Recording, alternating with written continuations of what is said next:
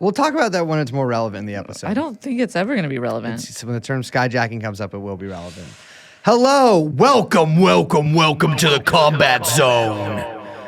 To start off today's episode. Wait, we have to do an opening. This is the opening. Oh, you did a little fake out for me. Yes. Welcome to the... Well, because combat zone, that's like the area in Boston where you get drunk and you say the words against minorities and beat up people. It's like the drunk area in Boston. I'm shaking my head. The combat zone. I think that's the whole area of Boston. Welcome to Liz's cage. We are talking cage fighting. Being stuck in cages, classic AOC, children in cages. Oh, yeah. We're doing all cage talk, but specifically today, we are talking about two of the most uncaged gentlemen in technology today, Elon Musk and Mark Zuckerberg. I have like too much to say about this for it to be just in the opening. Well, start. We can do a long opening. We make the rules here, baby. I don't know if I like our rules. I want to say that you texted us earlier. I'm just going to fucking break Just go on, Liz. Go on. Look, we're uncaged. Uncaged, telling my truth. You texted us earlier and was like, we got to get press passes to cover the fight. Yeah. And I was like, hold the phone. Which I was clearly doing. I just texted you. Hold the phone. Are they actually going through with it? I didn't see the news. Well, so for those of you who, this has probably changed by the time. I'm sure Musk has backed out by the time that this episode comes out. But today, which is Friday, August 11th at 2:21 p.m. at 1175 Green Street in Queens, New York, Elon Musk has claimed that his upcoming fight with Mark Zuckerberg is booked. It's going to be in Italy. He has talked to the Meloni, the prime minister, and it's going to honor Italy's past and present. And now past, okay, I get gladiators, Mussolini, all that kind of stuff. Yeah. Present, I'm like, what? Really tight jeans? Well, really tight jeans? I guess it's, kind of the ruins of deindustrialization, welcoming in a bunch of American capitalists to have at it. Yeah, it's a little strange, but so far, right now, it is booked. Yeah, he says live stream will be on this platform and Meta. Okay, whatever. Everything in camera frame will be ancient Rome, so nothing modern at all. This guy is such a fucking dipshit. Then he says, okay, like you said, everything done will pay respect, blah, blah, blah. And then he says, and all proceeds go to veterans. But I'm confused. Does he mean Italian veterans? or it's just a little rude the to go global to veterans? Another country and be like, it's for you can't our just say veterans. global veterans, because if you say that, then at some point you're giving funds to veterans of both sides. Both sides. Well, which I do believe in. Because you've got winners and losers. I do believe in that. No, it's going to be to American veterans, which that's the first thing I have a problem with. Why you have the VA. You want us to make another VA? Why veterans? Is he because it's a fight? He thinks that's related? You had a job, and you no longer do the job. Why do I have to give you money now? Here's the thing. This has to happen, and I have to see it. Yeah. My worry, we were just talking about this before you came in. Blood. Me and Young Chomsky. No. So, a couple things. Obviously, everyone wants to see Musk get the shit kicked out of him. Yeah. I mean, that would be fucking fantastic. Never been more Team Zuck in my life. Easy. But, your enemy's enemy is my friend or whatever. Yeah. There we go. So, but my thing is that I worry that Musk live streaming him getting the shit kicked out of him will somehow earn him goodwill. And I don't like that potential. I've thought about this because if Musk is smart, he wants to play the heel here, right? Where he acts. Yeah, he goes Wario. He goes Wario. He acts as villainous as possible. Yeah. He allows himself to have the up. shit kicked out. Exactly. Have the shit kicked out of him by Mark Zuckerberg. The problem with that is Musk, I think, is too neurodivergent. Now, this is a term that is kind of new to the combat sports arena, but I believe that Musk is unable to sort of put his mind into the mind of the common man, right? And so I think that if he was smart and he was empathetic, right? Empaths, long been a staple of the combat sport environment. But if Musk, he's incapable of doing this. And so I think that he genuinely thinks that he can straight up do a fight with Mark Zuckerberg, and he can win based, I think, and this is a classic, the Saladin strategy. I'm not talking, of course, about the ancient warrior, but about the WWE wrestler, or WWF at the time. I think he is going to he thinks he being fat, essentially, he can sort of, like how classic character we talk body about. slam him. Jabba, right? He's not full Jabba mode, though. I know, but I think he's taking sort of the strength of Jabba, whereas like Jabba is a slave master, Jabba is a crime lord, Jabba is a powerful individual, but Jabba himself is incapable really of fighting, right? Yeah, he's immobile. He's immobile, but he's kind of unbeatable. I think that Musk will not have the stamina, though. I think that like as big I don't as he think is, he's got the muscle mass. So I was also because he just did Ozembe, right? Yeah, Didn't he did Ozempic. He did or one of them, Wegovy, whatever it is. Ozemp. He One did of them. one of them. Yeah. Munjaro. And I was reading that one of the things about the, what is it, GLP-1? Is that what it's called? I don't know. That they, when you lose weight rapidly, you always lose a certain percentage of muscle mass. And, when my man here is going to like get mad at me for even probably getting something that's wrong. But that's why you want to supplement with higher protein to kind of try to hold on to as much muscle mass, so you don't lose as much, right? But that apparently in studies with GLP-1s that you lose like muscle mass at a higher clip than you would normally. Gotcha. Which accounts for some of the Ozembe face qualities. Yeah, the sort that of we sallow, see. sunken, Some study I was reading. skull-like face. Yeah. Yes. Now this is a pro. I'm pro all of these things, but I'm just saying. Now he would have a lot of work to do to build back muscle mass. If you want to keep up with what Zuckerberg has been doing, he's like fighting. He's like in MM training, like fully leaned out with some dude named Israel. So I think he's got like a guy named Israel? Yeah. Just powerful Latino name. Absolutely. Very powerful. But also if you're like, my MMA trainer's name is Israel, I'm backing away. Exactly. I'm getting out of here. there. I'm out of here. And so I'm thinking that these two are on different tracks here. What, new listeners to the show might not know this, but I am a former combat sports worker. I worked at a boxing gym for a few years. In fact, I kind of managed the boxing gym for about a year of that, or maybe 2 years. I kind of can't really remember. I myself don't really participate per se. I have a gun, and so I don't need to do that. But I saw a lot of fighters come and go, right? And one of the fights that I always think about, and then I'm kind of, we had this Christian group that paid the gym a lot of money in order for us to train them up and actually license them to have a charity boxing match.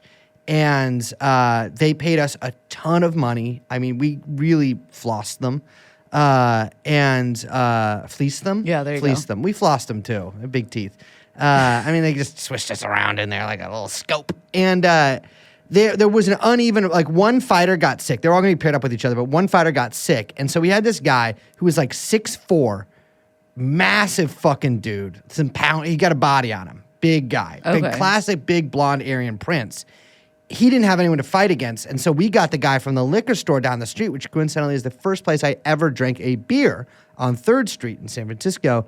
We got this guy who is the owner of or a worker at the liquor store there. He was about 5'7", maybe weighed 225 pounds, no muscle, smoked weed frequently, I would say many, many times a day. In fact, often all day. And it was during Ramadan, and he was a Muslim. And so he was not really able to drink water or eat during the month that he had to train for this. This was the final fight of the night. I was in his corner, and I was also announcing the.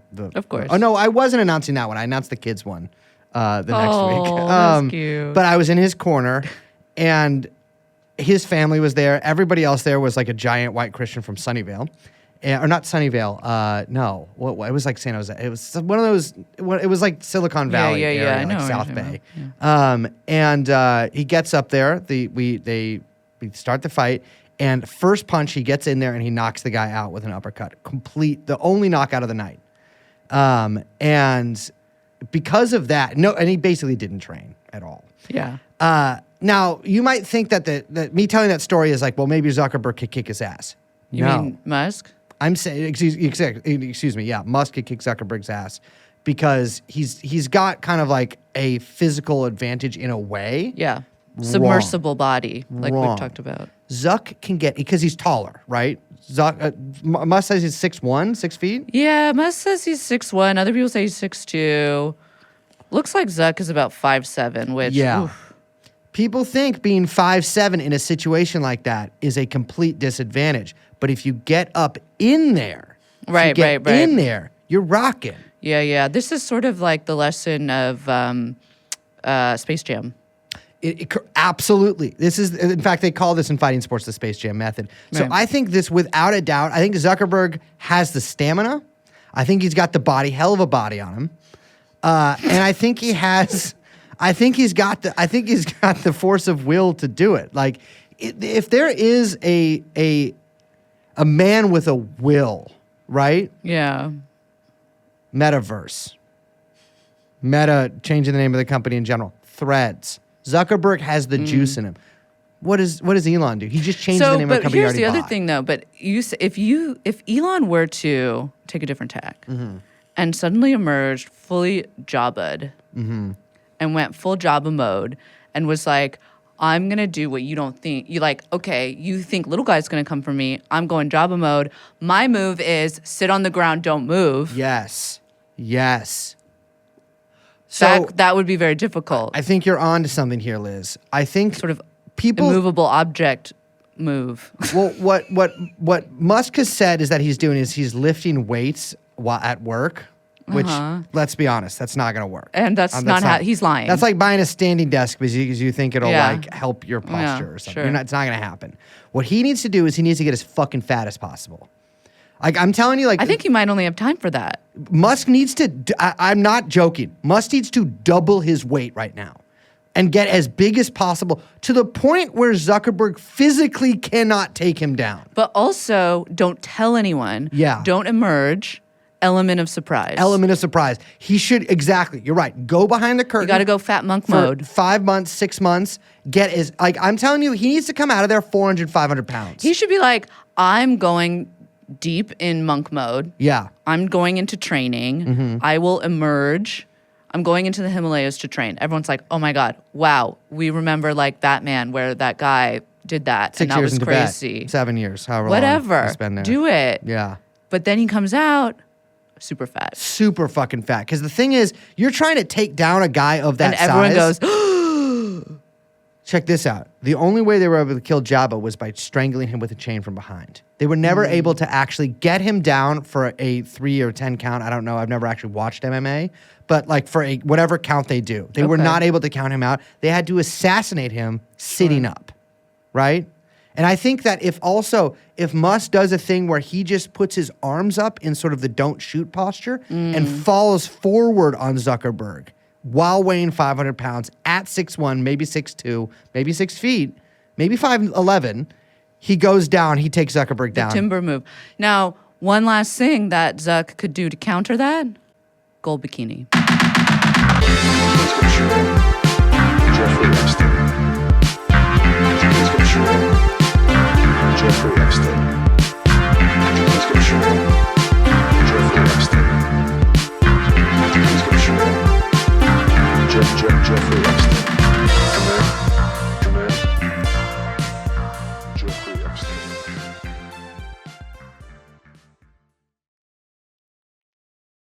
Ladies and gentlemen, welcome to Liz's Palace. No more Jabbas. Okay.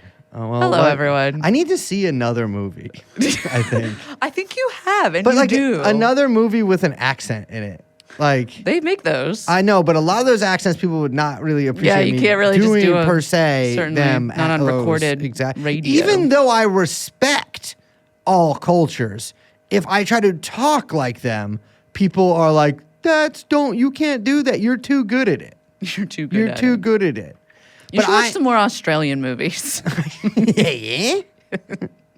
Maybe a dingo sucked your slanger.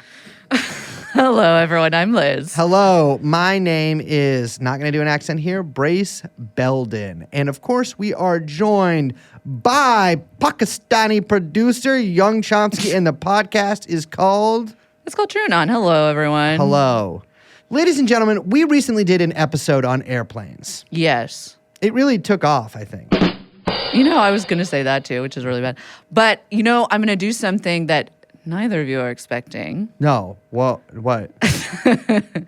Which is, She's got a gun. if you have not listened to our episode on airplanes, which actually inspired this very episode that you're listening to, did you know that you can sign up for free at patreon.com/TrueAnonPod and actually hear that episode about airplanes Wait. that we are referencing in this episode?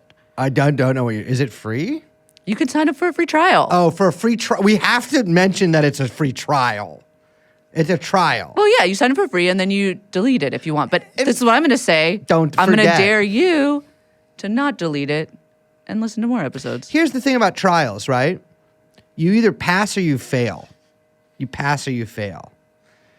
And you are on trial if you sign up for patreon.com/TrueAnonPod or TrueAnon, I can't remember which. And if you fail that trial, we do have your email address. I would say we are both terrible at plugging basically anything that we do professionally, personally. I ran for Congress in Orange County 2 years ago, and I never mentioned on the show. I know, that was crazy. Yeah. So apologies because we're so bad at it. But this episode that you are listening to today actually was inspired by that episode. Was inspired by that and episode. you should listen to that episode because I think it gives good context. Yes. This is an episode about something that Liz insists on calling skyjacking, but the rest of the world calls hijacking. I don't call it that. You do. In fact, you wrote it over and over. Most of the notes for this episode are just Liz fake, writing he's that in lying. various fonts, various sizes. Yeah, with the little hearts over the eye. Yes. Would you? So let me ask you this, Liz. Before we actually get started on the meat of the episode here, you are on a TWA flight, right? It's Yeah. 1971, and you are going from Heathrow to, let's say, Hamburg. Heathrow to Hamburg. The classic HH Heil Hitler Okay. line. And a man of some kind of origin, likely Liz in her mind is picturing someone swarthy, I comes don't out. think you're that swarthy. Oh, thank you. I'm a little swarthy. You have a little. For my actual racial think that- background, yeah, I yeah, got a yeah. little bit of, I'm dark. Well, right now your shirt unbuttoned with your chain. I'm kind of like You're a dark-skinned white looking guy. a little swarthy. Yeah, I'm a little swarthy, right? And I do have chest hair. Okay. It's poking out. And I'm draped in gold. Swarthed But out.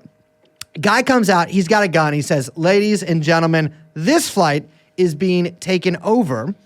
And we are going to Cuba. The pilot immediately informs him there is not enough fuel for that. Yeah. And he changes routes to we are going to Lebanon. Okay. What do you do? Well, first of all, I say, never been to Lebanon. Never been to Lebanon. Sounds great. The Paris of the Middle East. Yeah. Why? We should go Beirut? before, The rest Shit of hits it, the fan. Well, you're saying this back then. Yeah. Because shit has just been in the fan for a No, really long I time meant in now. Lebanon specifically. Yes. Yeah. So maybe it's time to go. Maybe it's a great time to go there. Great time to go to Lebanon. I keep my head down. Keep your head down. I shut the fuck up.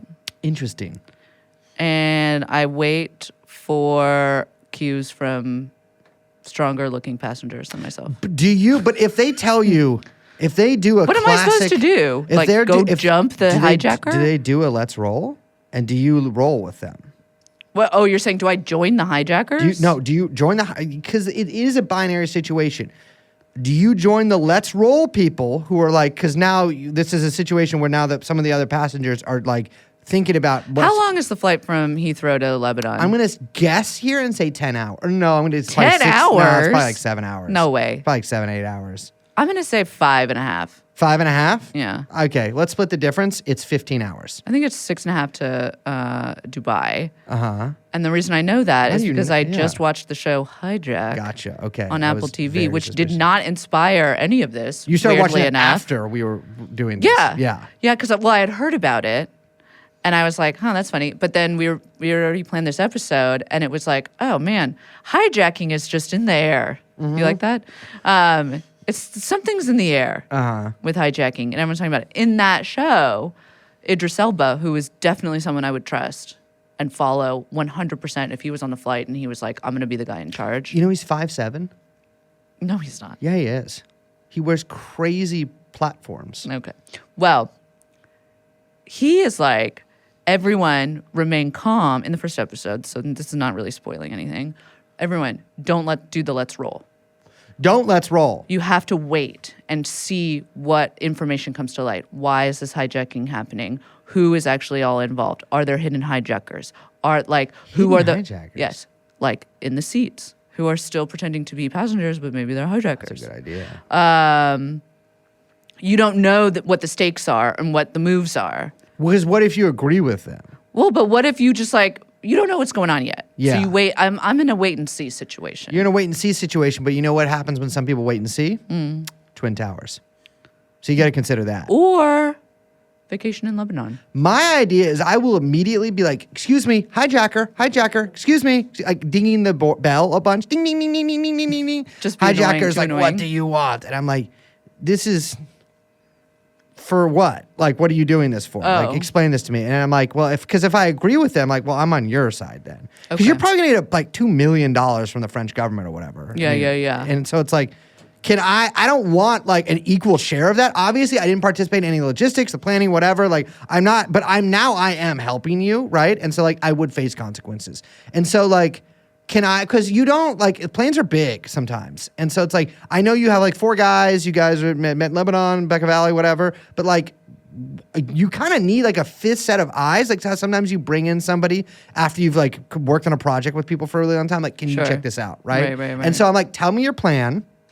Give me a gun, Right. first of all. I'd feel safer like that. Give me a gun. Tell me the plan. What's going on? Here's my question. What? Are there real bullets in the gun? Yeah. Oh, yeah. Yeah. And I'm shooting it off. I mean, so if ever, this is a TrueAnon tip Just to holes anybody. everywhere in the plane. TrueAnon tip. Changing the pressure. Just making it more exciting. Exactly, because that makes everybody have a better time. If it's like Because kind of they're- lightheaded, the pressure's good. It's Yeah. like being at a rave. Also, you can just plug the hole with a sweater. And Or so, little corks. Or cork, right? Or just put someone with a big old bald head in front of it. Or you could stretch out real long and hold them. Exactly. tight. Exactly. Well, that's if the walls are caving in. But so I would kind of just like suss out what's going on and see if it makes more money for me to join them or to possibly sell the rights of being a hostage later. Because you have to look at a hostage situation as a money-making opportunity. This is another TrueAnon rule. If you're ever taken hostage, you have to decide whether it will be more financially advantageous for you to join the kidnappers or for you to continue to be a hostage and sell the rights to your story later. Well, especially if you are being hijacked on a plane during a time when hijacking was not illegal. Yes. Which we're going to talk about today. You're good. Let's get to the meat of what we're talking about today. Yes. Actually hijacking. So- Hijacking, not skyjacking. Hijack. We will be referring to it both as hijacking and skyjacking today. I'll mostly not be doing calling it- hijacking. Liz will, of course, be calling it skyjacking. So, what is the word hijack? It is an invented word, Liz.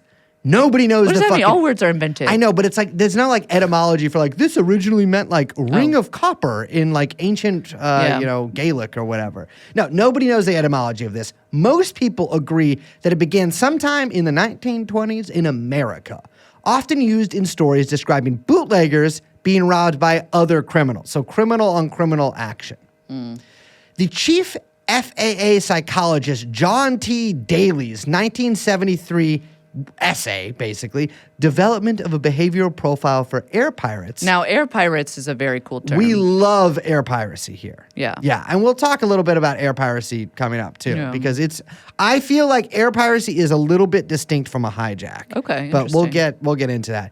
He says, The word hijack apparently has no roots in the King's English, originating completely in America. It was widely used among members of the International Workers of the World during its heyday from 1912 to 1920, and originally meant a member of a band of hobos who preyed on harvesters of the Midwest and the Northwest United States. It was also used as a general synonym for holdup. so I would say Hijack and hobo, that does feel That does very feel- that related. feels like a There's hobo term. There's a very like railroad twang Mm-hmm. to both kind of. I feel like jack, used in various ways, was one of the top hobo words of the time. Yeah, absolutely. You know, like that is complete. Like they were all Totally. named that. They all use that as basically every verb. Right. Like, yeah, it's just like that's one of their words. So the early history of hijacking is actually basically just air piracy, mostly revolved around the shooting down of low-flying planes.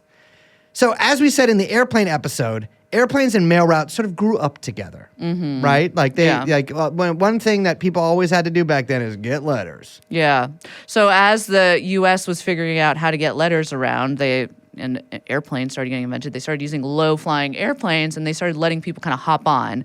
And that's how the airline industry kind of came into itself. Exactly. So an early instance of hijacking, and now remember, this isn't like I was saying that in Peru, 1931 is when people generally point to the first hijacking, because I think that sort of resembles more traditional types of hijacking, where it's like a group of politically minded people try to get a pilot to do what they want. Yeah. Right?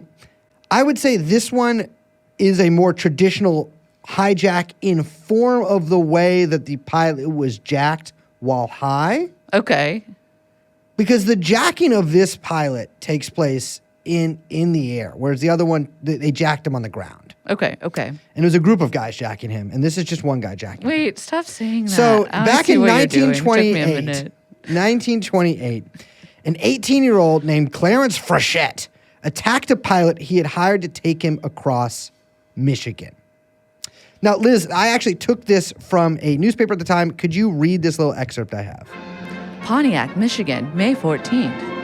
Fighting for his life in midair when attacked unexpectedly with a hammer, swung with maniacal fury by his passenger, Harry Anderson, 28-year-old flyer of Roseville, Michigan, lapsed into unconsciousness while his plane fell 2,000 feet in a nosedive this afternoon. The plane crashed into splinters on the grounds of the State Hospital for the Insane. Horrified spectators who had watched the spectacular flight in the sky rushed the crash victims to the city hospital. I feel like we need like newspapery sound. Yeah, like, absolutely. Extra, read all about it. Like a ticker tape coming off. So Clarence had left a note for his girlfriend that said, "My postage is death, sweetheart."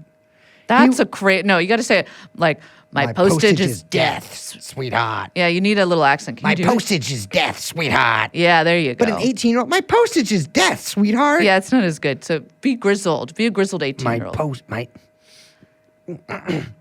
My postage is death, sweetheart.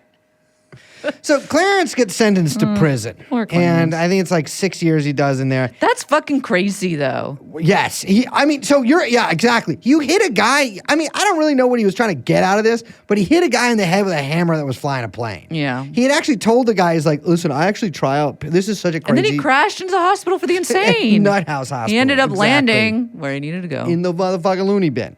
Well, he ends up going to the regular clink, gets out, and this is what they don't tell you.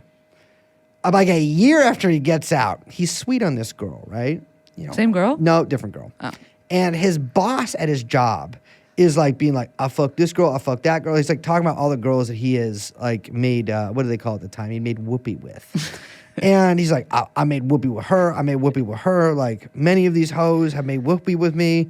Like you gotta, he's giving red pill advice, and Clarence is like, but you haven't made whoopee with my girl, have you? And the boss is like, indeed, I have made whoopee with her.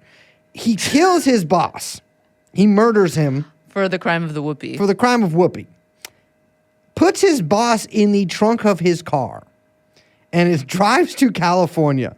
On the way, Diped up? Well, at the time, I don't think adult diaper technology was as advanced as it is today. But men often did swaddle their underpants in, or like instead of underpants, He they could sort of have been the swaddled size themselves of in just a rags. very big baby. Clarence Frechette, I am picturing either a big baby, a baby that is the size of a teenager, Yes. or a teenager that's the size of a baby. Interesting. And he at one point stops and picks up passengers.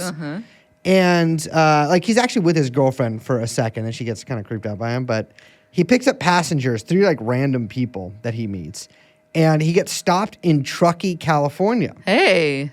Because his boss's parents had figured out that he probably killed him, and so there's kind of an APB out for this character. And they stop him and like open the trunk, and he's been driving the entire way with a dead body. Disgusting. In there. And I'm like, how Did he tell him about the whoopee, though? I mean, I think he did try to use whoopee in his defense. There was actually, I spent whoopee way too defense. long looking at this stuff. Yeah. At one point, they did use a lie detector on him, and that became part of his appeal. But unfortunately, he was sentenced to life. Well, I guess fortunately, he was sentenced to life in prison. So There have been various other nutcases who've hijacked planes. At one point, the wife of a Parisian publicist, which that is... Parisian publicist? I'm sorry. If you're a Parisian publicist and you have a wife, I think the way that God would write the novel of the world is your wife is unfortunately going to be insane. Like, she's going to have a really crazy mental illness. She was shot by police after she hijacked a plane on the tarmac in Paris. Okay. She sort of cycled between why she was hijacking it for various different political causes, and then at one point wanted to prevent the release of a movie. I think that's what she settled on. And after that, the police were like, "We will do no such thing. Polanski will stay here. We will never." I don't know how the French talk, but anyways, it was not about Polanski. Well, they're very passionate about cinema. In sort of a callback to your oil man who wanted to get back with his ex-wife, a man named Glenn Elmo Riggs, who was a That's a fucking fantastic name. I know, Glenn Elmo Riggs. That's great. Men don't be named Elmo anymore. Men, and you know what? It's because of these modern women. These modern women, because if you get on hinge.com and you write, "I'm Elmo, no jokes, please." All these women just fucking, they send you voicemail with like, "Hello, do you want to have a sneaky link?" I don't even know what that means. Does it mean cheating? I don't know. My name's Elmo. Looking for a Elmo wife. is a great name. It's a great name. You'd be a cool Elmo. I think I could do Elmo, honestly. Definitely. I think I could really do Elmo. You could pull off Elmo. I think I could. Maybe I'll name my son that. I'm pregnant, by the way. So he was a West Virginia coal miner who demanded to be flown to Israel, which is... Yeah, well, I love that. I think he was just really drunk because when he was arrested and on trial, he was like, "Oh, I don't really remember what happened." Like, he seems to have and he was drinking heavily at the airport, and so I think he just got wasted. And then I don't know if we should. Turns out they just gave him a house. They just gave him crazy. That's what they do. Yeah, when Americans go to Israel, they just give you a house. Well, he didn't make it to Israel. Oh well. So. Because they just beat the he left his, actually, I'll tell you how they got him. He left his gun on the seat. And this is a TrueAnon tip. Where did he go without it? I think he was just the pilots just started drunk? So the pilots were just kind of talking to him. Like, "Hey man, what's up?" And I think he was just in the cockpit, rapping with these dudes. And he put his gun down and one of them just picked up the gun and pointed it at him. Yeah, well. And this is a TrueAnon tip for everybody out there. Don't leave If you have the gun, hand whole time. Yeah, but not on the trigger. No. If you're pointing at someone, put your finger on the trigger. No, don't do that. Not in a situation like this. Yes, do that. But don't use it to wave at things. Because that's what you always see how people get it knocked out of their hand. They're like, you over there. And then they'll use the gun to point in that direction. Yeah. You have it's a all whole flimsy, other like hand. they're waving a cold cut. Use either your head to point, to nudge them in a direction. Plus looks tougher. Chin. It looks tougher. Yeah, use the chin. But if you are being held up by somebody and they do put their gun down, pick up the gun and just shoot them. Oh, yeah. Or Shoot just them. point it at them. And then pull that motherfucking trigger. All right. So, I don't know whether to include this sort of third type of nutcase or this other type of nutcase within the nutcase thing, because this isn't a traditional plane hijacking, but you cannot discount the classic case of the pilots who go crazy and purposely crash a plane. That feels like a whole nother episode. It does. Because it's a different psychological profile. That doesn't have anything. I feel like that's not hijacking. You think that happened in Malaysian Air? Wow. Maybe we'll do that And episode. the German wings, you remember that famous one? I think it went down over France. It was like a Yeah. German wings flight. And it was like a depressed pilot who Yeah. had failed a bunch of mental health That is things. so fucking scary. So scary because he had locked the other pilot out Yes. because of post 9/11 Yes. safety features. That I think That also features in the show. hijack. Oh, it does. Yeah. Wow. Idris Elba talks about this. He just No, but it's addresses the part audience? of it. They're like, no, you can't get into the cockpit because of 9/11. Oh, that is. I thought the German wings thing. Oh, was. No. So that's kind of a hijacking because he does take control of the plane, sole control from his co-pilot. We should say this series is brought to you by the Apple TV show Hijack. People will believe you, Liz. Do you think? Yeah, of course. But maybe people who are in charge of giving money like that will Oh, believe we it. could do. And It's like then- how influencers will be like pretend that they're sponsored by Yeah, totally. like Maybelline or whatever. Yeah, And, yeah. Okay, yeah. This is sponsored by Hijack and Apple TV. Yeah. Also sponsored by Amazon. Yeah. So the second category is we have the criminals. So this is traditional air piracy, and I think everybody listening can kind of fill in the blanks here, right?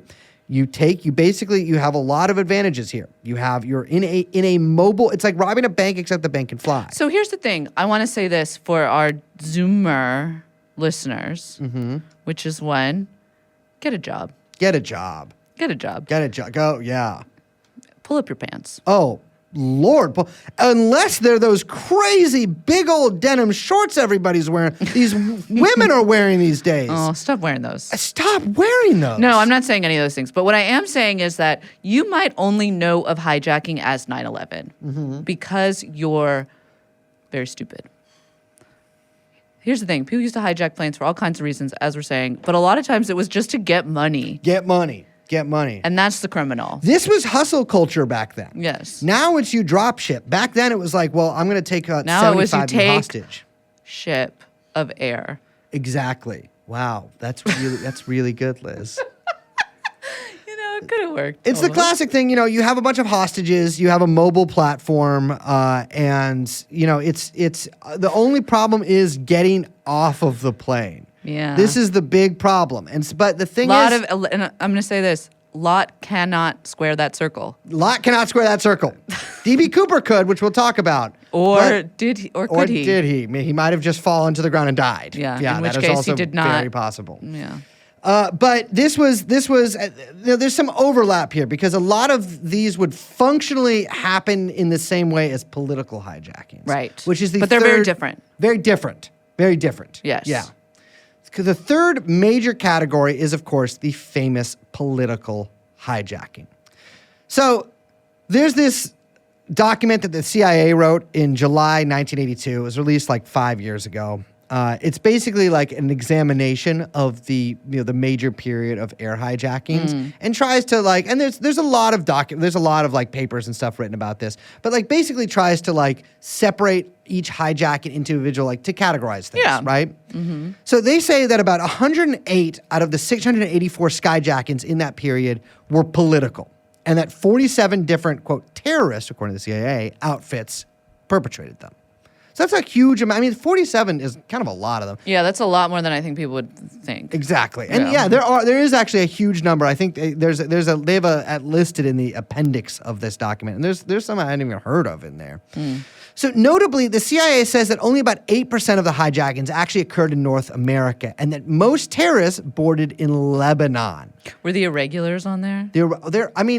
The thing That's a great name. They used to Also, that's a really good punk band in a name. regular is a punk band, I believe. The terrorist is I don't think a very good one though. The terrorists and irregulars are kind of the same thing, but they became branded as a terrorist in the 1960s would have been an irregular in a different context in the 1930s. You can read Foucault about that if you want to learn more. Yeah. I've never read a single word Foucault has written. And you shouldn't. And look at me. I'm happy, I'm healthy, I'm doing well. And look at you out there. I know these people who've read every word. Are you happy? Are you happy? When you go to bed tonight, do you close your eyes and smile? I don't do that. I gotta be honest, I don't smile at bed. I have trouble sleeping.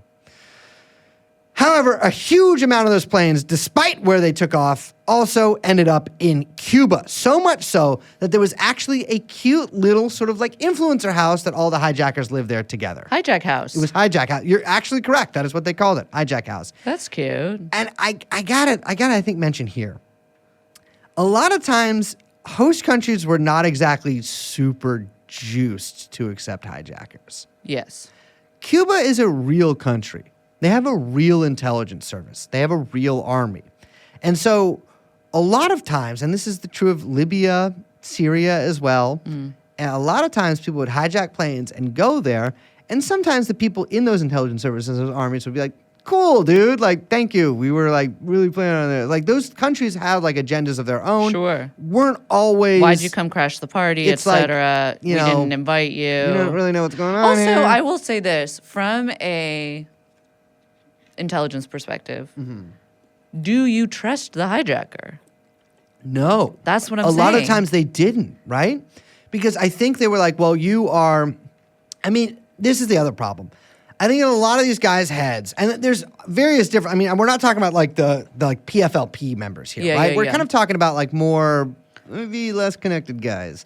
But, I would say like the one-offs that are like, I'm just fucking going to Cuba. I'm going to Cuba. It's like, well, you're kind of crazy. Like you hijacked a plane. Yeah. And so like, no, you're not going to like come. I think that people have this in their head that they're going to go somewhere and they're maybe like a hero. Like, hey, look, I got you this plane. But what you're really doing is you got to think like, are you actually making more work for them? Yeah. You know, like it's like, do you like it when someone says it's like, I'm going to come crash at your house for a week?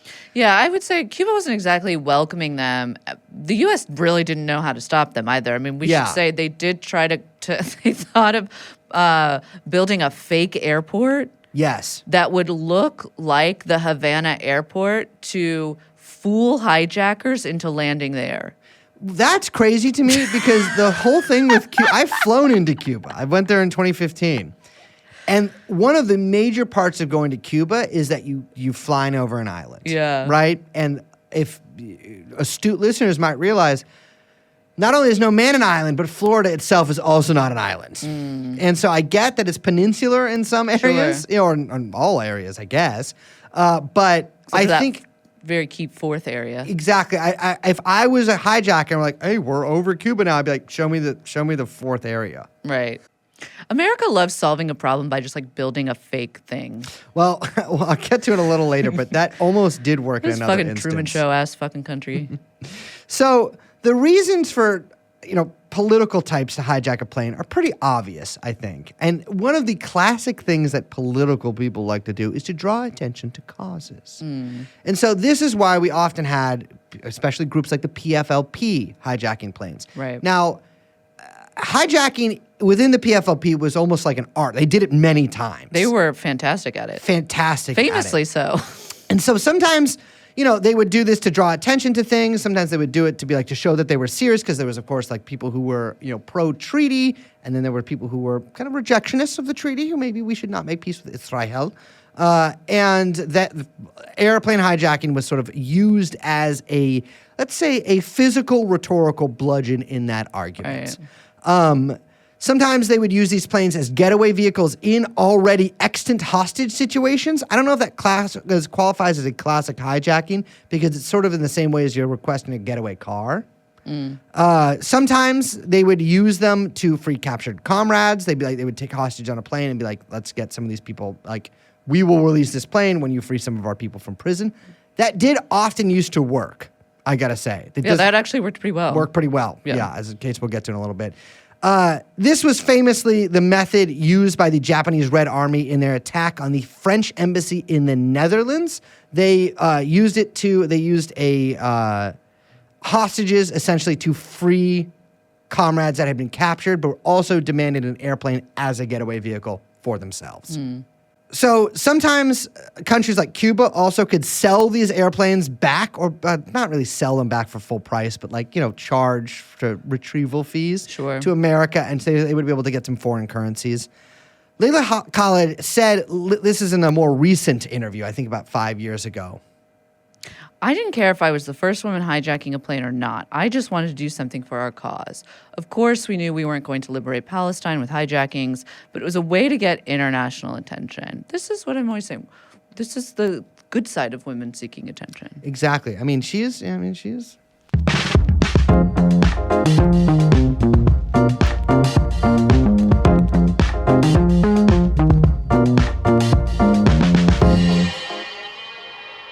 So one of the more famous hijackings by the aforementioned Japanese Red Army, although I believe it's before they became the Japanese Red Army. I think at this point they were the Japanese Red Army faction. I think that them and another group merged and later became Japanese Red Army. This happened in March 31st, 1970, at the height of the period of international airplane hijacking. 9 members of the Red Army faction, including from a guy from that fucking band whose name I could never pronounce, but everyone had their fucking record back in 2008. I remember this all the time when all my friends were like, oh, we're not just into fucking Thin Lizzy and Discharge anymore. We're getting into Noi and shit. And it's all right, which is good. I like Noi. Sure. This is the period where everybody was we're gonna get into Noi. Yeah, everyone was in 2008. Noi. More like annoying. Actually, it's a fantastic band. Just not really listening. Kind of spectrum-y band.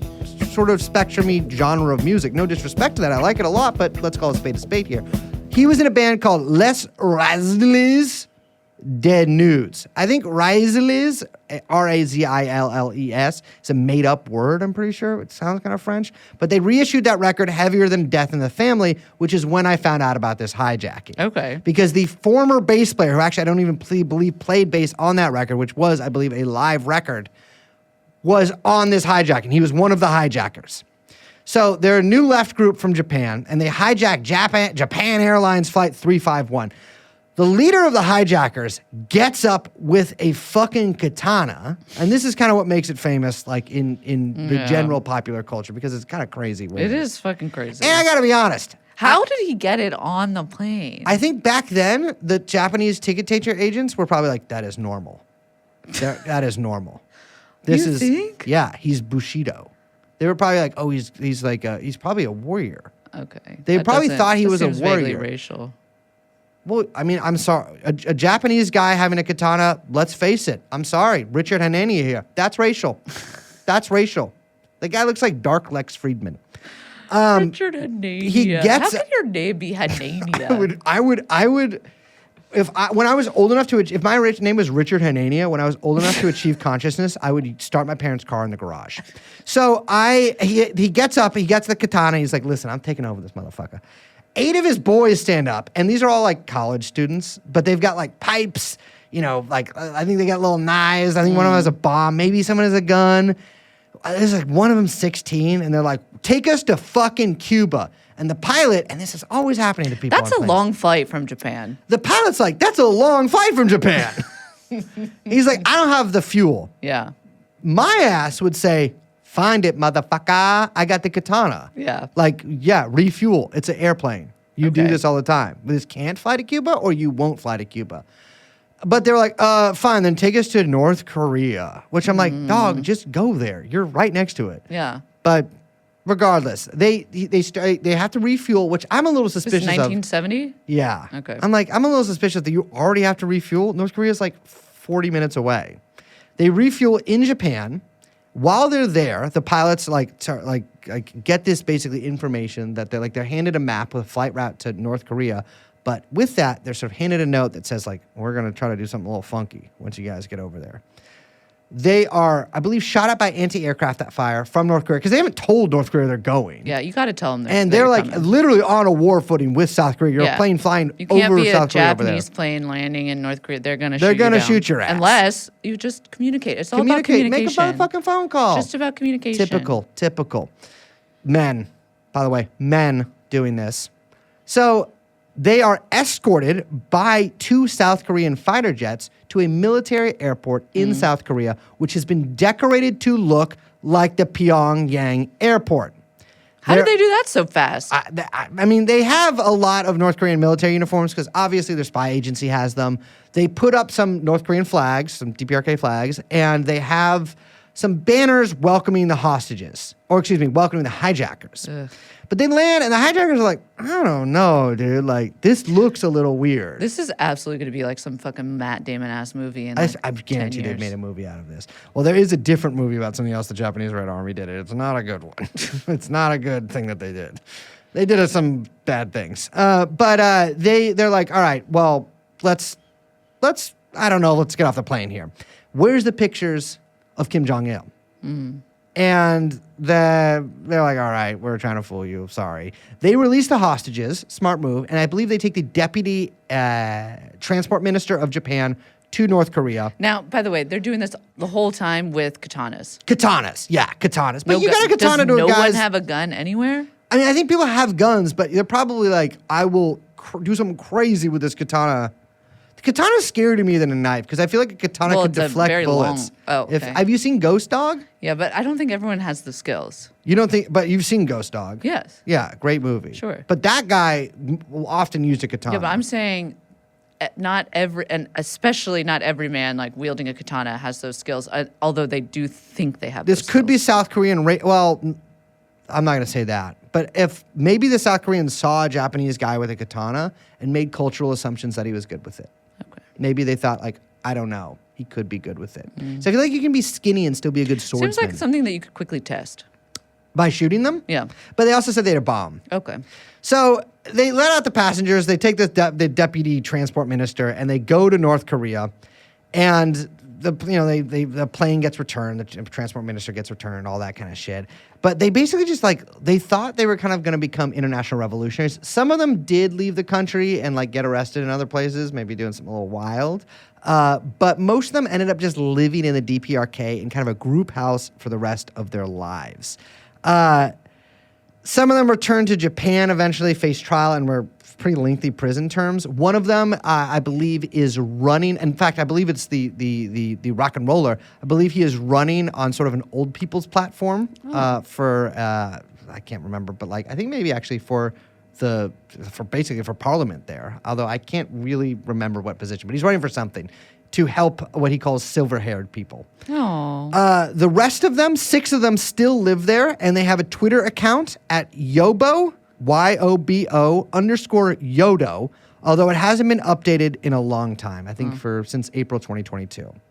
Japanese Red faction later becomes Japanese Red Army. They have a difficult incident in the mountains where they kill a bunch of each other and then have a big standoff with the police, which they made a movie about, which I actually haven't seen.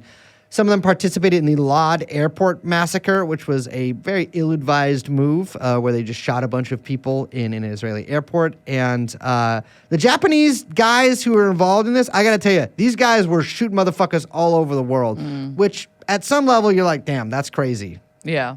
So one trend with hijacking that I've noticed that we haven't mentioned yet is that at various points in history, officials were worried that there would basically be too many hijacking copycats because the hijackers themselves were too sexy. Yeah. We were reading about this. This is really funny. They were worried about it spreading through the media and there being too many sexy hijackers. And one of those sexy hijackers was a man named Raphael Minicello or Raphael Minicello. I don't know. We're going to do Raphael also as a kind of nice little nod to both the Teenage Ninja Turtles and, classic Italian ancient culture in the Musk tradition. So Raphael is an Italian native, but he grew up in Seattle. Oof. He did 16 months in South Vietnam as a Marine. He earned himself a Purple Heart. He said, and I believe him fully, that the American commanders were crazy racist. But I do love an Italian complaining about racism. However, this was in the 70s, so, Burn the village. Burn the village. I shooted a woman. I shooted a woman for him. I murdered the children, and he did nothing. He doesn't respect me. Yeah, they apparently ended up screwing him on his salary too. So he was really fucking pissed at the American military. He decided to take revenge by breaking into Camp Pendleton and stealing a bunch of radios and watches. And he basically added up how much he was owed, stole that in watches, and then was like, I'm just taking back what's mine. I'm sorry here. I know a lot of left-wing people think the only joke they can make is about Italians or whatever. Yeah. Italians are funny. But I like Italians a lot. I love Italians. They're great. I gotta tell you, if your problem is they're being racist to you for being Italian, probably don't steal every watch on the base because I'm sorry, that is sort of the stereotype. Fueling the fire there. Maybe the calls come from inside the house. So he, rather than go to prison for that, he was court-martialed. There was a whole thing. He just booked it out of there and took a bus to LAX, bought a flight ticket to SFO. With him, he brought an M1 rifle and 250 rounds. He takes 2 shots of whiskey and then points his gun at a stewardess, demanding to be taken to JFK. Wait, he brought an M1 rifle on an airplane? Broken down. Okay, all right. Okay, so he's going to the bathroom. Instead of doing what I used to do when I was younger, which is occasionally masturbate on line flights, he assembles an M1 rifle. We're just going to move right past that. We're going to move right I past don't that. want to even Because sometimes you're just when that. you're virile. No, we're moving past it. Yeah, when you're virile, you just put the gun together in there, and you just kind of walk out, and you're like, I feel a little different, and you just point it at a stewardess. So he demands to go to JFK, and apparently the crew was like, wait, you don't want to go to Cuba? They were very, very confused maybe he at thinks it's this a different request. country. I mean, it's weird that it's like a terror, it's like it's not like a state, you know? Maybe Yeah, well, they're like, why different- would you go to New York when the police are going to be there? You don't want to go to Cuba. Just all hijackers went to Cuba. Oh, duh, JFK. Yeah, I was thinking of D.C. Yeah. He wants to go to New York? Yeah. So they stop in Denver, got to refuel. They let off all the hostages. And while on the way to JFK, he tells his story to the crew. Now, this is like, I can only imagine he's sort of like gathered around and being very like charming and Italian and like very gesticulating wildly. Yeah. And like, you know, very animated and charming. He's also very handsome. We had to burn the village to save the village. He has the crew like totally under his spell. They're totally like wrapped up in it. He's telling them about the horrible commanders and the Marines, how they screwed him out of his money, all of this shit, all the terrible stuff he saw in Vietnam. He was very anti-Vietnam. Well, you think of it this way, too. At this point, actually, if the passengers have been let off, yeah. but the plane is still going, technically the stewardesses and the pilots are still getting paid. That's true. And so it's like they're just getting free overtime while hanging out with a sexy Italian. Because he's probably using the gun method on him, right? Famous brace belt and gun method, where he's like points the gun at you, you're freaked out, he's going to kill you. Then he lets you. He probably let the stewardesses point the gun at him. So they're like totally on his side, and they're like, let's not go to JFK, let's just go to fucking Rome. And he's like, baller, great. They go to Rome, they land. At which point, Raphael is able to escape the authorities and goes into hiding in like a church in the countryside. How does he get out? He just leaves the airport? I don't know. I mean, I think he's very like 1970? Yeah, he's Yeah. like skinny and running around. He and- just like blends in with all other like handsome, unshaven 30-year-old Italian man in Rome. Now, he became kind of like an Italian folk hero at this point, and he gets captured after like a couple months of being in hiding. And he was like super popular. Like the Italian people fucking loved him. And it was so popular that the Italian government was like, shit, we can't extradite him. Like people like him too much. They'll get too mad at us. And then that made the U.S. like super fucking pissed. Like Nixon was like really, really mad at the Italians and was like, these are like NATO brothers, like blah, blah, blah. Obviously, everyone knows what also the U.S. was doing in Italy. Late 60s and 70s. He's like, send the Sixth Fleet over there. Yeah, this is all because of Raphael. So he gets out. They try him on a minor count. He serves only 18 months in prison. And then he gets out and he signs a deal to be a movie star in a spaghetti western. He was a really charming guy. He continues being kind of a folk hero. Then he opens up a pizzeria in Rome called Hijacking. Okay. I'm rocking with him. And, you know, I think to this day, like people will go visit him in Naples and he'll still talk to big fans. He's like a big hero there in Italy. Shirtless and beautiful. But like I said, you know, this made the Americans really, really pissed. And I guess, you know, Nixon was like so mad and angry and scared of Raphael's sexiness that they tried to like limit the media exposure of him in America because they were like, we need to stop Americans from thinking that it's super sexy to hijack planes. It is. It was. 9/11 changed everything? 9/11 changed everything. And they were like really trying to limit it and trying to like make sure that, you know, don't get any big ideas, don't get too Don't sexy. do it with this handsome Italian man with the airline stewardess on his lap, fully French kissing him, but the crazy kind where like your mouth is too over the other person's mouth like they do sometimes in movies. Don't do that. Didn't work. A week later, a 14-year-old boy from Ohio took a hostage, a young girl, on a bus and like used her to like make his way through an airport in Cincinnati and then like got on a plane with this like young girl and was like, take me to Stockholm. Why doesn't he just why does he start the hijacking on the bus? No, because he's 14 and he was trying to be sexy. Oh man, he's like, he thought that she would develop Stockholm syndrome. Yeah, Raphael's sexy magic. Now, there's of course another very famous sexy hijacker who you mentioned. Yes. Layla Khaled. We should talk about her. Now, she basically refused to be a sexy icon for hijacking, which is like very iconic. Yeah, I mean she's like obviously one of the great heroes of the 20th century. Yeah, she ended up basically an icon even though she didn't want to be. This was August 29th, 1969. She was 25 years old at the time, member of the PFLP, like we said, PFLP-QT. Popular Front for the Liberation of Palestine. Thank you. This was a TWA flight headed to Tel Aviv from Rome, but like while they were on the flight, they diverted it to Damascus. They freed all the passengers on board and then blew up the nose of the plane. She and the rest were arrested in Syria. There's a very famous photo where she's sort of like, you know, she has like a necklace with bullets on it. This is where this all this kind of like iconography came from. And the Syrians too, like they had a fractious relationship with Palestine or Palestinian groups to this present day. There was a lot of maneuvering between them and Iraq and various Palestinian groups, the Lebanese government. I mean, it became like a kind of complicated morass at times. Yeah, she became a bit of celeb though from these photos that came out of her. She was, because you know, she's like very beautiful, very cool, very chic, etc. She got so famous that she actually underwent a bunch of like pretty early style plastic surgery.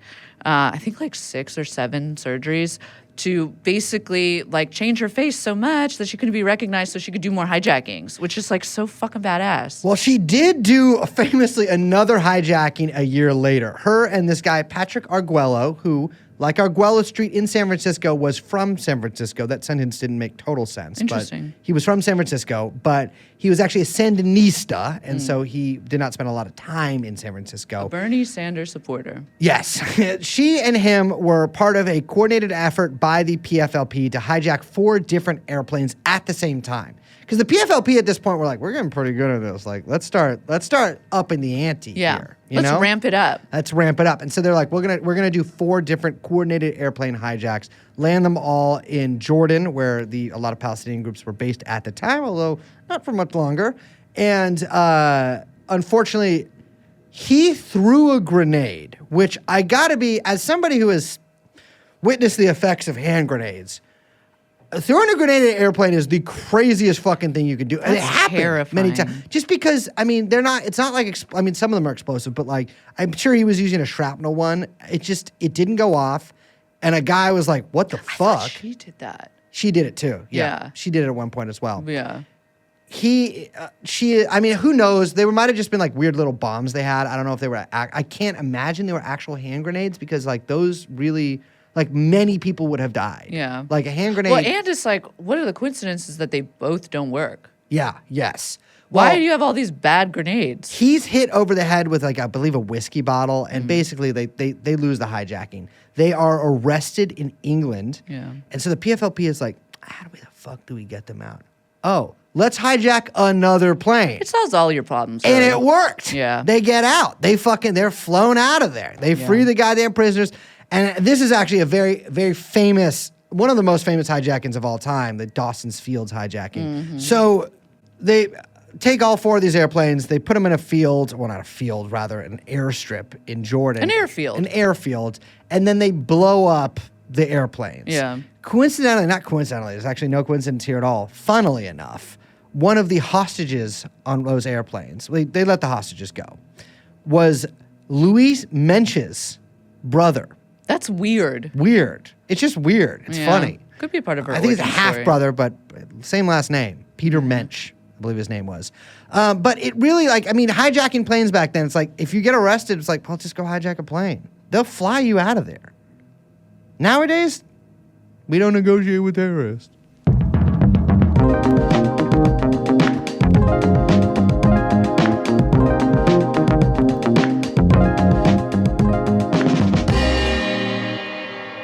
So we got to wrap up because we've been going long, but we would be remiss if we didn't mention probably one of the most, I would say the most famous pre-9/11 hijackings in America. And that is the one by D.B. Cooper, the most Portland of all hijackings, I would say. And it's a Portland-ass name, too. It's a Portland-ass name. It's not even a real name. It's not a real name. It takes place basically in the Pacific Northwest, which is in Portland. not sexy. And everyone obsessed with this case, I feel like, is very Portland coded. very Portland code. It's very. I would say the DB Cooper thing is like a specific like. It's meme-ified a little bit. Yes, Yeah. it's very mustache on a toothpick. Yes. Like DP Cooper Con. DB Cooper Con. Yeah. And you put on the sunglasses, and everyone does their best DB Cooper, sketch. Yeah. Like you go to a DB Cooper convention in the woods or something. Yeah. But nonetheless, It actually people don't know this either. It stood for Diablo Baldur's Gate. Cooper. nonetheless, it is a crazy fucking story. It is a wild story. And it's a classic true crime bit, Yeah, so we're going to we'll do just it. put So it at it's the end here. for all of our little Zoomers out there who, again, don't know anything about anything in the world. This happened Thanksgiving Eve, 1971.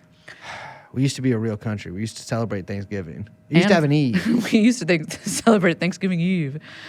A man boards a plane from PDX heading to SeaTac. That's boarding a plane in Portland heading to Seattle. You're a bum. That's like a 2-hour drive. That's what I'm saying. It's like a 37-hour flight. That's like flying from San Francisco to San Jose. Wait, a 37-hour flight? 37-minute What are you going flight. around the world to Yeah, go there? You're getting the long route. 37-minute flight. Yeah, it's like a 2-hour drive. I don't get it. I don't get it either. You can Anyway, walk. I think everyone has kind of seen the famous sketch of Mr. Cooper. I'm going to call him Mr. Cooper. Mr. from now on. White male, mid-40s. So sick. Dark hair. Little bit of receding hairline. Every woman listening to this right now is like rubbing coconut oil all over her body. Ew. Sunglasses. Suit and tie. According to witnesses, he had a briefcase and a brown paper bag, which I don't believe had a sandwich in it. Now, on the flight, he passes a note to a stewardess. Now, the stewardess' name was Flo Schaffner, Okay. which is the most stewardess name I've ever heard in my life. That's crazy. That's Flo Schaffner? That's a very stewardess. That's name. also a very Portland name. Very Portland name too. My That's like something that God. like you would. That's like you move to Portland to take up clowning and you work at like a retro style. I fucking hate Portland. I dude. know. I hate Portland so and I'm sorry to anybody out there. And I know I had a good time when I was there. I like many of you. This town, it sucks. It's just too much. It's just too much. It's Put a it away. drag. Yeah. It's a drag. It was the first place I was ever dope sick, and it was so funny because at the time I was like, I didn't really get that it was happening to me, but I was like, this town is making me feel like this, and it's the diner and the gray sky and the puddles of water. It makes me. I can understand why everyone I know there is a really bad alcoholic. So Flo gets a note from this man, and it says, "There's a bomb on the plane. Give me $200,000." First, she doesn't even look at the note, and he has to be like, "Lady, can you look at the note?" Like, it's not my. I'm not asking for white your man phone in his number. mid-40s struggling to be heard. No wonder there's so many suicides. $200,000, by the way, in 1970. 1971 would be about $1.5 million in Joe Biden dollars. So a decent amount of fucking cash. Unfortunately, can't buy you anything today because of Joe Biden inflation. He also asked for some parachutes, which will be important in a second. Now, he shows the stewardess the bomb, which she says was 8 red cylinders, 2 rows of 4, basically what I would call cartoon-looking dynamite. She takes all of this info to the pilot, who takes it to air traffic control. Now, the people on the ground are like, okay, fine, because we do negotiate with terrorists. Yes. Things used to be so much better. So much more civilized. So much more civilized. We'll give you the $200,000. Just don't let anyone get hurt. That's what they say.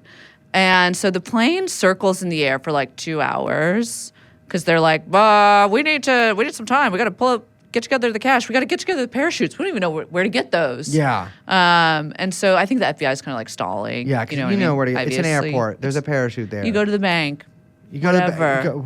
Oh, for the money. For the okay, money. yeah. I was like, I don't know if they have parachutes. They pull together the cash and they get the parachutes. They land the plane at SeaTac, and the man exchanges all of the hostages for a briefcase of cash and 4 parachutes. He keeps a small crew on board. Obviously, you need a pilot too. And he says, I want to go to Mexico.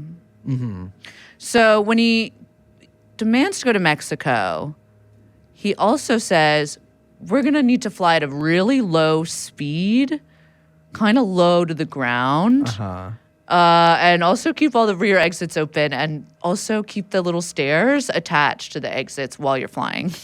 Which, by the way, is now why that's a rule that you can't do that. Really? Yeah, there's a You whole... can't fly with the doors open anymore. No, you can't. There's a whole thing with how you attach the stairs.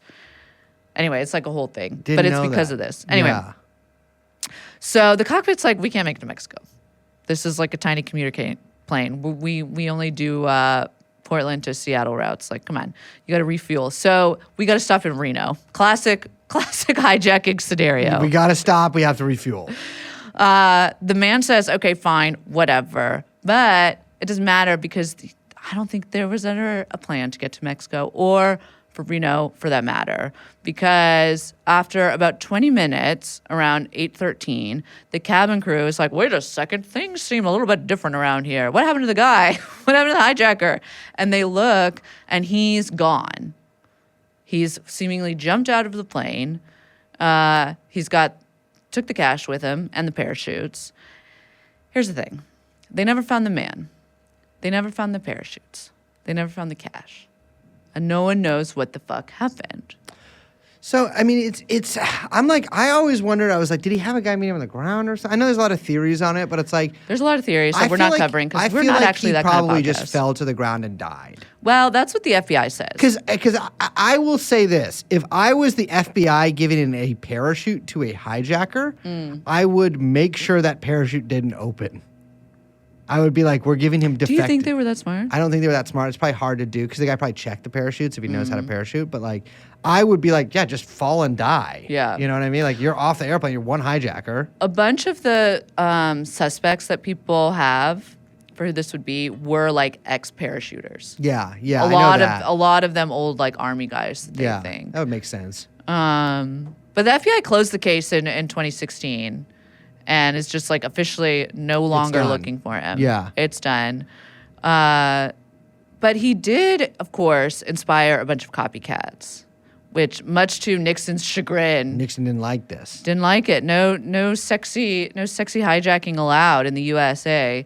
There were 15 in total attempted after Cooper's in the same style as him. This is what's so crazy about the whole Swagger phenomenon. jacking. Swagger jack. You know what?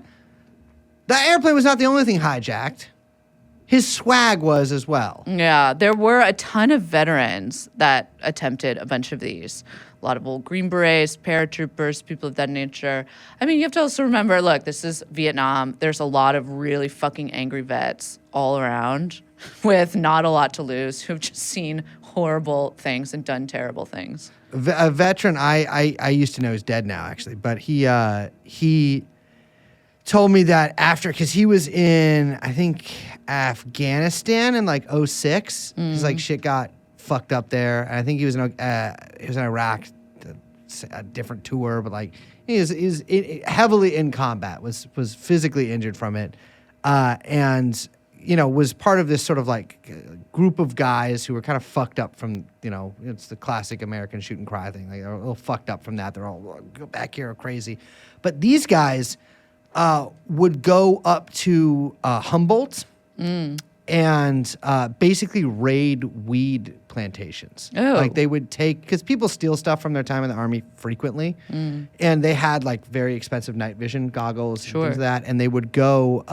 and basically like work for certain weed farmers, or they would just like rob people. Like they would burn down people's weed farms at the behest of like rivals. Damn, and that's things like this. crazy. Yeah. And a guy I knew hung out with these guys, but he was like, I don't think they like let him do that. He was like a little too crazy. Damn, that's nuts. I know. Of all the guys that copied DB Cooper, all of them got captured. Yeah. Mostly like the next day or like 2 days later. Like none of them really, although a lot of them made off with cash like successfully, they were like later caught. Yeah. DB Cooper's the only one who was like officially never caught, although who knows what happened to him.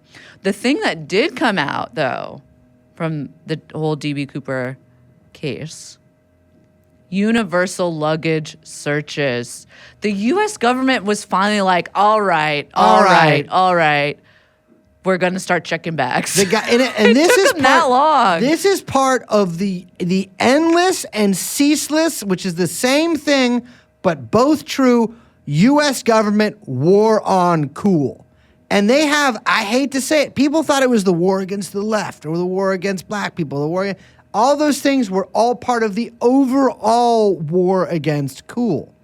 And I hate to say it, they won the war. They won the war. Flying is one of the least cool things you can do because they started checking your bags and they started checking you for guns.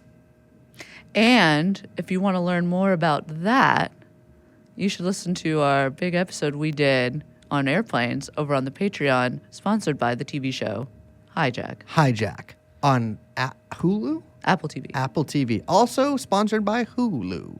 So nowadays, there's very, very, very, very few skyjackings. 9/11 changed everything. I'm always saying that. 9/11 And say it with me again. 9/11 changed everything. You know what, man? 9/11 changed everything. It's really like, so 68 to 71 is really like when most of these happen. Yeah. 72, they start putting in like a lot of like airport security. And like we talked about in the airplane episode, sponsored by the Idris Elba television vehicle.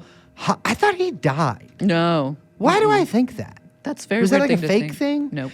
Idris Elba, no longer dead, now alive again, like Jesus Christ himself, sponsored our episode on planes. We talk about airport security in there, but it was really lax even after this, and you could kind of like still hijack some stuff.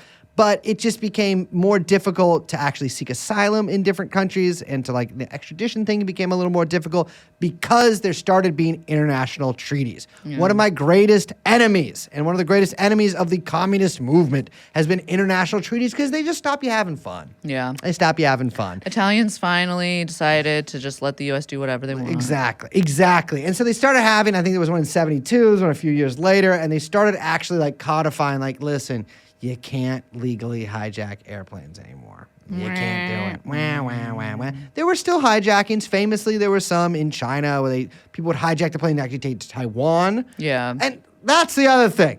A lot of people think it was only like these PFLP and like, these left-wing people hijacking planes. A lot of people hijack planes. A lot of nationalists from Yugoslavia. It takes all kinds. Takes all kinds. People hijack planes back then. Now it happens very, very, very, very rarely. In fact, the most recent incident I can remember off the top of my head happened a while ago, and this is a classic case of a guy who was heartbroken over the loss of a wife. A man who lost his wife. Not to death, but to Cyprus. An Egyptian man named Mustafa boarded an Egypt Air flight. I think that was like 10 years ago. It might have been less time than that, actually. I think it might have been, I don't know. It didn't happen that long ago because there was another guy in Cyprus who was like stuck in a thing for a little while. Anyways, he boards a flight, an Egypt Air flight, I think maybe even to Cyprus. And he has a vest that it does just appear to be a white vest that maybe has some hot dogs in it. It's like very easily identifiably fake dynamite in it. There's like ketchup is coming through, seeping through, mustard. He didn't spend. I mean, it is actually. I'll say this. Don't put hot dogs in the vest. He looks really. He's like an old guy. He's sort of slump-shouldered. He's really short, and and he's got glasses. I think if he doesn't, he seems like he has glasses. And he's like, take me to Cyprus. Like, he wants to get, wants to repair things with his wife. Obviously, the guy's a little nuts. But the most famous thing that came out of it was a giant British guy. I sent you guys a picture of this last night. A giant British guy, like, took a picture of himself smiling really big next to the guy. Because I think they all were like, this guy is not really, like, he doesn't have a bomb. Poor guy. He gets arrested and he gets sent to Egypt. And I think he has life in prison. Oh, shit. I know. It's awful. But, you don't see these things happen anymore. And I think... Listen, I don't want to be in an airplane that's hijacked, right? No. I certainly don't want any of our listeners to ever do this because you would fail. But what I do think about is like, at the end of the day, the trade-off, the reason that these hijacks were able to continue is because airports did not want to put in security, right? Like these things, they thought this was an anti-customer move. But if you actually add up all of the time you were spent as a hostage, or taken hostage, or the time you would spent refueling, going to Cuba, etc., is it really that much more than all of the delays and all of the cancellations that you face now because of the chaos at American airports. Here's my thing. Do you think that by them allowing a couple hijackings to happen every month, Yeah. it was sort of like a bleeding out situation? Like it kind of would like let some of the pressure out. Yeah, You yeah, know, like yeah. you'd be like, oh, everyone to stop everyone from going crazy. We let some of the craziness happen, you can and just- that in maintains the a kind of sky. sense of calmness in the airports. Well, I mean, it is. I think the problem is, and we say this as a joke, but 9/11 really did ruin everything because back in the day, most of the time, I mean, this did happen. Some airplanes were blown up, right? That did happen mostly in the 80s, but not really in the 60s and 70s. They were usually blown up off the ground. They didn't really want to kill the hostages. Some people died during these things, but most of the time, not really. 9/11 though. Yeah, it really- 9/11. Because 9/11 now if I was in changed an airplane everything. that got taken over, I'd be like, dude, he's gonna fucking fly this shit into a fucking building, bro. Yeah, We gotta kill him. that's not how you got to do it. And so it's like now I think I fear that hijacking, the glamour was The romance. irreparably tarnished by the events of September 11th, 2001. And you know, it's one of those things where this used to be air hijackings were the language of the unheard at one point. You know, you wanted to draw attention to your political cause. You wanted to teach Americans what Croatia was. You hijacked an airplane. And now if you hijack an airplane, like, you're gonna fly it into Manhattan. And for that, I'll never forget.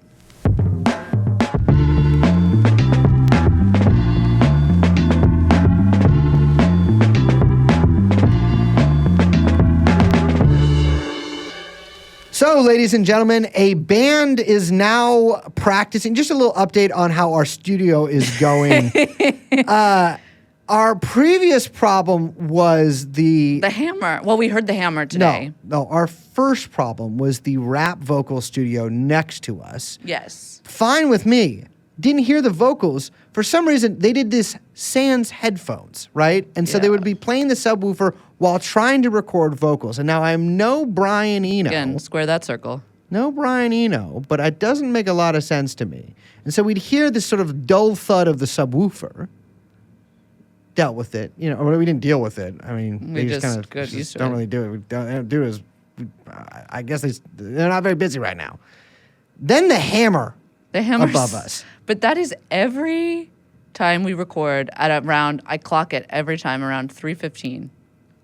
Someone is hammering above. And I don't know what or for what reason. Yes. But Yeah. it's like at first, when we first moved in here, we dismissed it as he's building furniture. It's building furniture. It's an IKEA situation. That's very frustrating. I understand the velocity and the strength at which you're hitting that thing because you are so sick of using an Allen wrench. I understand. I understand. However, now it seems to be something else is going on. We heard a saw. That's the sound of a skill that saw was like happening. coming from a different area. You But think I'm it was happening yeah, outside? I don't There was know what the definitely hammering hammer- today. It was loud hammering I know, today. but hammering at a certain point every day. What are each you time? doing? Maybe he's. What maybe is that he's- about? Maybe, you know what? Christ thing, you think? Maybe he's like nailing guys up there? Pause, but like he's like nailing guys to a cross up there, you think? I mean, because it's like a brief period of hammering that is like, it's punctuated by long periods of silence. It doesn't make sense to me. But now we have a metal band practicing Yes. up there. And I gotta tell you, people think that I like metal because I am the #1 king of the punks, prince of the skins. But I don't like heavy metal. And I certainly don't like this heavy metal. It's very loud. You gotta stop. I'm Liz. My name is Brace, and I am about to SWAT the studio above us. Producer is named Young Chomsky. He is on the SWAT team. And this has been TrueAnon. We'll see you next time. Bye-bye. Let's go TrueAnon. Jeffrey Epstein.